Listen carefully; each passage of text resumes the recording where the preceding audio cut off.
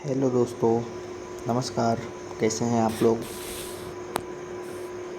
आज झारखंड की जीके की बहुत महत्वपूर्ण प्रश्न को फिर से देखने जा रहे हैं। यह आगामी जेएसएससी परीक्षा के दृष्टि से अति महत्वपूर्ण प्रश्न है।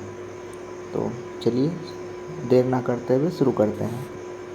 सबसे पहला प्रश्न, झारखंड की सबसे लंबी नदी कौन सी है। तो झारखंड की सबसे लंबी नदी दामोदर नदी है और इसकी जो लंबाई झारखंड में यह 290 किलोमीटर है। और इसकी अगर टोटल लंबाई की हम लोग बात करें तो 592, यह झारखंड के बाहर से भी लेकर के देखा जाएगा और झारखंड में अगर कहेगा तो 290 किलोमीटर। इसका उद्गम जो है टोरी लातेहार या छोटा नागपुर पठार होगा। चलते हैं अगले प्रश्न पे। बंगाल का शोक नदी किसे कहा जाता है। तो बंगाल का शोक नदी दामोदर नदी को कहा जाता है। बंगाल की शोक नदी दामोदर नदी। दामोदर टोटल इसकी जो दूरी है 592 किलोमीटर और झारखंड में 290 किलोमीटर। अगला प्रश्न है, सोन नदी सर्वप्रथम किस जिला में प्रवेश करती है। तो सोन नदी सर्वप्रथम आपका गढ़वा जिला में प्रवेश करती है। बात अगर गढ़वा जिले की आई तो इसकी स्थापना देख लेते हैं। हम लोग हमेशा से देखते हैं तो 1 अप्रैल 1991। दोस्तों अगर आपको याद हो तो आप मेरे साथ साथ बोलेंगे, इससे आपको याद होगी। अगला प्रश्न देखते हैं, उत्तर कोयल नदी कहाँ से निकलती है। तो उत्तर कोयल नदी आपका पिस्का रांची से निकलती है। इसकी कुल लंबाई 260 किलोमीटर है। इसकी कुल लंबाई 260 किलोमीटर है। अगला प्रश्न की ओर चलते हैं। अगला प्रश्न है, स्वर्ण रेखा परियोजना कितने राज्यों की परियोजना है। तो यह 3 राज्यों की परियोजना है। आप लोग ध्यान रखेंगे। पहला तो अपना झारखंड हो ही गया, उसके बाद वेस्ट बंगाल हो गया और उसके बाद उड़ीसा। तो सर्वप्रथम झारखंड, वेस्ट बंगाल और उड़ीसा तीनों ध्यान रखेंगे। कितने हैं? 3। कौन कौन? झारखंड, पश्चिम बंगाल और उड़ीसा। अगला प्रश्न है, डिमना डैम किस नदी पर स्थित है। तो डिमना डैम स्वर्णरेखा नदी पर स्थित है। डिमना डैम स्वर्णरेखा नदी पर स्थित है। यह जमशेदपुर में है। अगला प्रश्न, आदिम जनजाति समूह हेतु मुख्यमंत्री विशेष खाद्य सुरक्षा योजना के तहत प्रत्येक परिवार को प्रतिमाह कितना खाद्यान्न प्राप्त होता है या दिया जाता है। तो यह 35 किलो है। यह आगामी परीक्षा के दृष्टि से अति महत्वपूर्ण है, इसलिए इसे ध्यान रखेंगे। चलते हैं अगले प्रश्न पे। बुनकर क्रेडिट कार्ड योजना का शुभारंभ कब हुआ। तो बुनकर क्रेडिट कार्ड हुआ 16 जून 2012 अर्जुन मुंडा द्वारा। यह डाटा बहुत महत्वपूर्ण है आगामी परीक्षा के लिए, इसलिए इसे ध्यान से देख लें। अगला प्रश्न है, मनरेगा योजना झारखंड के सभी जिले में लागू कब हुआ। तो मनरेगा जो है झारखंड में 1 अप्रैल 2008 से पूरे झारखंड में लागू हो गया था। इसके तहत जो है 100 दिनों की रोजगार गारंटी योजना आपको दी जाती थी। चलते हैं अगले प्रश्न पे। सर्व शिक्षा अभियान का आरंभ किस वर्ष हुआ था। तो सर्व शिक्षा अभियान का आरंभ 2001 में आया था। हम लोग देखते थे दीवार में सर्व शिक्षा अभियान, सब पढ़े सब बढ़े। जो पेंसिल पे एक लड़का एक लड़की बैठी रहती थी इस तरह से, तो वही योजना है सर्व शिक्षा अभियान। 2001 में यह आया था। अगला प्रश्न पे चलते हैं। झारखंड में पहली बार राष्ट्रपति शासन 19 जनवरी 2009 को लागू किया गया। उस समय झारखंड के राज्यपाल। झारखंड में कुल 3 बार राष्ट्रपति शासन लग चुका है। ये बार बार आपको कहते हैं कि इसको ध्यान रखिए, तो यह अति महत्वपूर्ण प्रश्न है। तो देखते हैं 19 जनवरी 2009 को राज्यपाल तो सैयद सिद्दे रजी थे। सैयद सिद्दे रजी थे। चलते हैं अगले प्रश्न पे। अगला प्रश्न है झारखंड का सबसे मशहूर लोक नृत्य कौन है? तो सबसे मशहूर छऊ नृत्य है। छऊ नृत्य की 3 शैली है।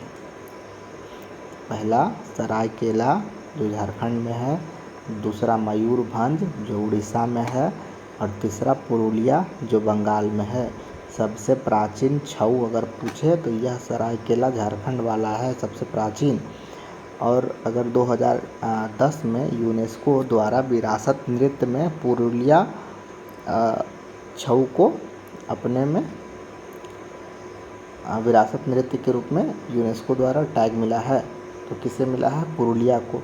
सरायकेला या मयूरभंज को नहीं, पुरुलिया को 2010 में। चलते हैं अगले प्रश्न पे। पाइका क्या है? पाइका एक नृत्य है। यह युद्ध नृत्य के नाम से भी जाना जाता है। इसमें युद्ध नृत्य दिखाया जाता है। एक हाथ में तलवार, एक हाथ में शेड लेकर के घूमा जाता है। इसके एक बहुत फेमस एक आदमी हुए, उसका नाम अशोक कच्छप है। तो प्रश्न पूछा जाता है अशोक कच्छप किस नृत्य से संबंध रखते थे? तो वह पाइका से ही संबंध रखते थे। कौन थे? अशोक कच्छप। अगला प्रश्न, सैनिक पोशाक पहनकर कौन सा नृत्य किया जाता है? तो सैनिक पोशाक पहनकर वही पाइका नृत्य ही किया जाता है जो युद्ध में दिखाया जाता है, युद्ध के टाइप में। अगला प्रश्न है नटुआ किस प्रकार का नृत्य है? तो नटुआ जो है पुरुष प्रधान है। इसमें पुरुष जो है महिलाओं के वस्त्र धारण करके नृत्य किया करते हैं। तो पुरुष जो है स्त्री का कपड़ा धारण करके, लेकिन यह पुरुष प्रधान ही नृत्य है। अगला प्रश्न, कीर्तनिया लोक नाट्य का संबंध किस देवता से है? तो यह कीर्तनिया श्री कृष्ण से है। लोग गांव में सुने होंगे हरे कृष्णा कृष्णा कृष्णा हरे हरे, हरे राम राम राम हरे हरे। इस कीर्तन का रामधुनी 24 घंटा, 48 घंटा, 72 घंटा का आयोजन इसी तरह से किया जाता है। तो यह श्री कृष्ण से संबंधित है। चलते हैं अगले प्रश्न पे। झारखंड का प्राचीनतम एवं सर्वाधिक लोकप्रिय वादक कौन सा है? तो सबसे जो झारखंड में महत्वपूर्ण है वो है मांदर। मांदर बड़ा सा ढोल जैसा होता है। आप नहीं देखे हो तो नेट पे एक बार देख लीजिएगा। अगली बार से मैं इसके साथ फ़ोटो भी अटैच कर दिया करूँगा। फिलहाल के लिए आप नेट पे देख लेंगे कौन है मांदर। अगला प्रश्न, संथाल का प्रिय वादक यंत्र कौन सा है? तो संथाल का प्रिय वादक केंद्री है और भुआंग है। केंद्री और भुआंग संथाल का प्रिय वादक। और अगला प्रश्न है जादव पाटिया शैली किस जनजाति की सर्वाधिक मशहूर चित्र शैली है? यह संथाल से है। कौन? यादव पाटिया संथाल। यादव पाटिया संथाल। अगला प्रश्न, झारखंड में शिक्षा के विकास में किसकी महत्वपूर्ण भूमिका रही है? तो झारखंड में ईसाइयों की सर्वप्रथम ईसाइयों ने ही अपना यहाँ पे स्कूल कॉलेजेस खोले हैं, इसलिए ईसाई मिशनरी यहाँ पे अधिक हैं और शिक्षा पे इनका काफ़ी महत्व रहा है। इन्होंने ही ज़्यादातर कॉलेज यूनिवर्सिटीज़ बनाई हैं। चलते हैं अगले प्रश्न पे। झारखंड का प्रथम डिग्री कॉलेज कौन था? तो झारखंड का प्रथम डिग्री कॉलेज संत कोलंबा कॉलेज था। संत कोलंबा कॉलेज। अगला प्रश्न है संत जेवियर कॉलेज रांची में स्नातक स्तर की पढ़ाई कब से शुरू हुई? यह पूछा जाने वाला प्रश्न है, इसलिए इसे ध्यान रखिएगा। 1948 से शुरू हुई। अगला प्रश्न, नीलांबर पीताम्बर विश्वविद्यालय की स्थापना किस वर्ष हुई? तो नीलांबर पीताम्बर की 2009 में हुई। इसके साथ साथ कुछ महत्वपूर्ण यूनिवर्सिटीज़ हैं, उसे नोट कीजिएगा। रांची यूनिवर्सिटी की स्थापना 1960 में होती है। अगला है 2 सिद्धू कान्हू और विनोबा भावे। सिद्धू कान्हू और विनोबा भावे 1992 में इसकी स्थापना होती है। अगला है नीलांबर पीताम्बर और कोल्हान, यह 2009 में स्थापना होती है। और 2 और है डॉक्टर श्यामा प्रसाद मुखर्जी और विनोद बिहारी महतो, यह 2017 में। फिर से एक बार, रांची यूनिवर्सिटी 1960, सिद्धू कान्हू और विनोबा भावे 1992, नीलांबर पीताम्बर और कोल्हान 2009 और डॉक्टर श्यामा प्रसाद मुखर्जी और विनोद बिहारी महतो 2017 से नोट कर लीजिएगा। अगला प्रश्न है कोल्हान विश्वविद्यालय कहाँ अवस्थित है। कोल्हान जो है यह चाईबासा में स्थित है। कोल्हान चाईबासा में स्थित है। अगला प्रश्न देखते हैं, बिरसा कृषि विश्वविद्यालय कहाँ अवस्थित है। तो बिरसा कृषि विश्वविद्यालय जो है रांची में स्थापित है और इसकी स्थापना जो होती है 1980 में होती है, इसलिए इसको नोट कर लीजिएगा। बिरसा कृषि विश्वविद्यालय रांची 1980 स्थापना। अगला प्रश्न देखते हैं, बिरसा इंस्टीट्यूट ऑफ टेक्नोलॉजी कहाँ अवस्थित है।